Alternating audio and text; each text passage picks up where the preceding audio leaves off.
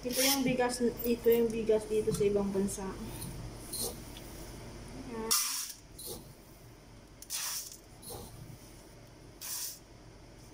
Mga 3 takal lang. O, ano yun? Sige pa na talagang konti.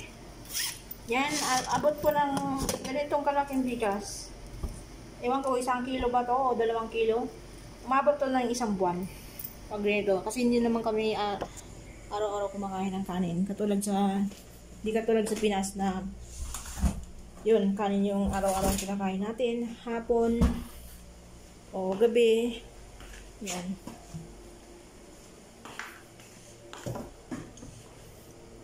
Yan, lugasan natin yung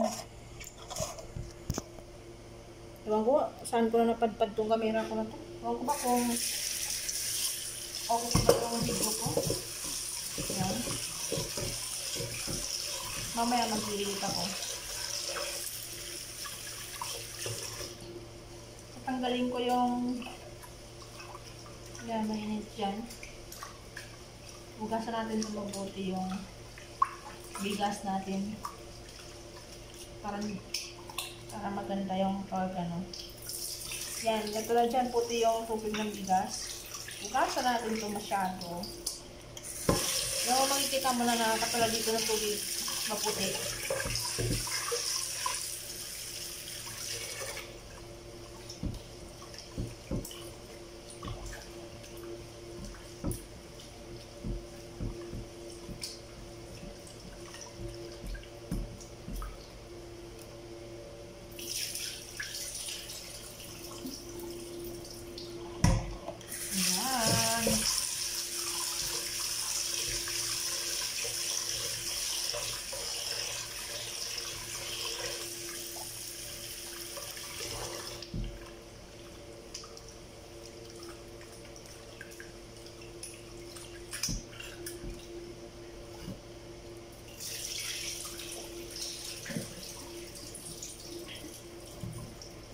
Yan, nakikita nyo isa lang tangkay ng kardero ng amo kasi natanggal na yung isa.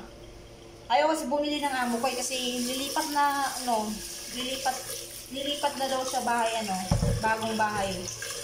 Kaya pagtsagaan mo na daw itong mga kardero na to. Pero pag bumili na yung amo ko, wala na ako dito sa kanila. Uwi na ako ng Pilipinas. Yan, okay na yun. Dalayin ko muna camera ko.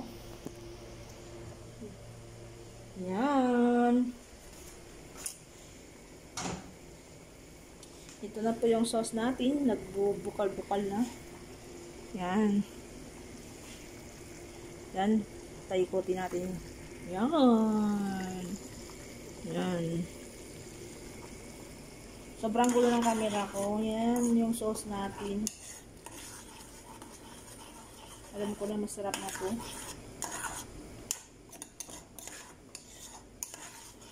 Wala puti natin konti yan. Lagyan natin takip. At isang natin. Ito na naluto ko yung isa. Kailangan natin siyang litan ng apoy. Tapos to, takpan natin. Para hindi lumamig. Tapos yan, sindihan natin to.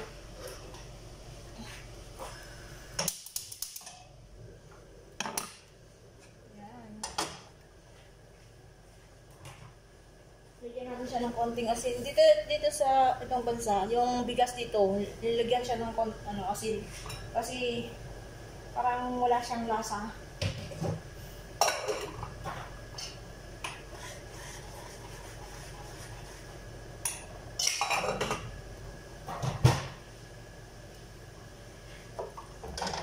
Tuloy natin muna para yung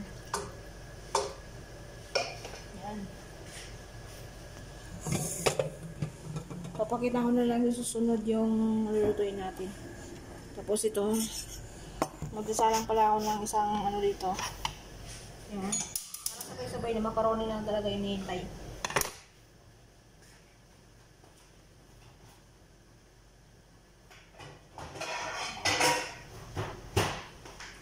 Yan, gamitin natin itong maliwaga. Mailis ko ito pag umuwi na ako ng Pilipinas. Kaya lagyan natin ng konting mantika. Konti. Kaya lang kayo makalat yung ano ko.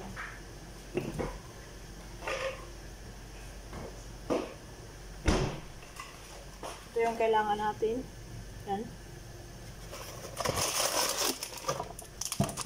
Para sa recipe natin. Konting durog na lang. Lulutuin natin ito. Babrown natin.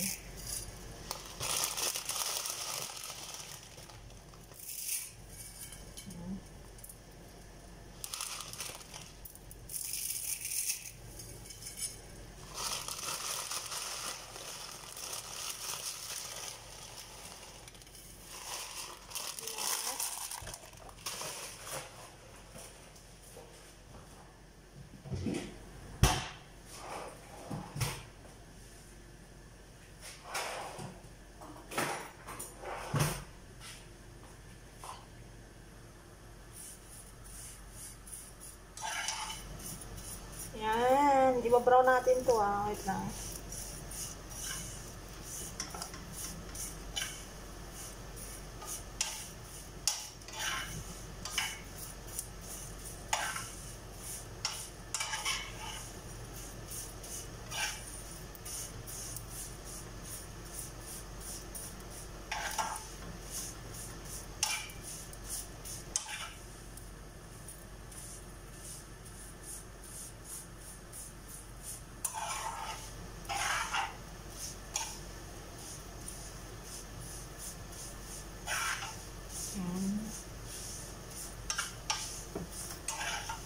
Pag nag-brown na to, okay na to.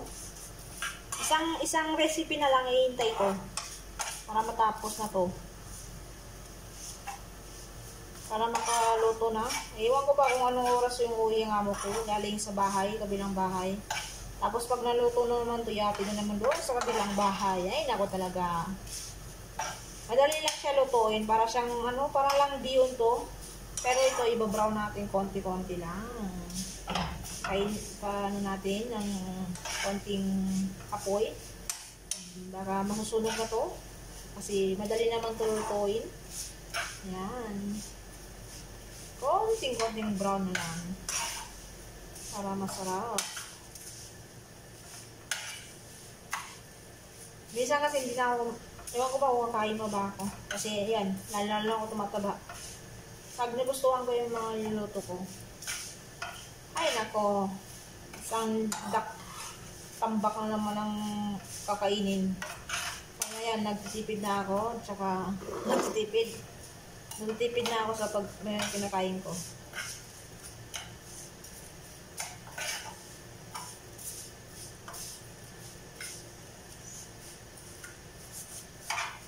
Ayan, brown na siya. Pagdagan natin konti pa, konti ganito. Pero may mga pa dito. May hindi pa. Uy! Ang sarap pag natamaan ka ng mantika. Kaya dito, dahan-dahan pagluluto. Patayin natin yung apoy. Okay na yan. Yung natin. Ayan. Yung mantika ay nagpapainit. Nagbabrown. Okay na yan. Tanggalin natin dito sa mantika kasi lalo na ito ba-brown. Malusunog. Yan, tapos na. Isang recipe na lang tayo hinihintay yung macaroni. Kaya patayin ko muna yung video kasi kailangan ko mag-charge. Bye-bye! Babus! Thank you po sa lahat na manonood dito. Salamat sa support nyo. Thank you po! Yan, ipapakita ko lang saglit yung mga recipe natin. Ito yung sinabi ko kanina, hinihintay ko macaroni. Saka isang itong macaroni na mga maliit. Tapos ito. Tapos bigas. Yan lang talaga yung recipe natin ngayon. Saka huwag kayong mag-alala. Tapos sobrang sarap to. Tapos itong isang sauce natin yan. Tapos na magluto. Hinihintay ko hanggang dito lang muna yung video natin. Mamaya i-edit ko na lahat. Pinapakita ko lang sa inyo kung ano yung 4 na recipe natin dito sa pagluluto natin sa araw na ito. Kaya hanggang dito na lang. Thank you po sa lahat po. Saan man sa ano, saan man kayo, saan man marating yung video ko. Thank you po sa lahat.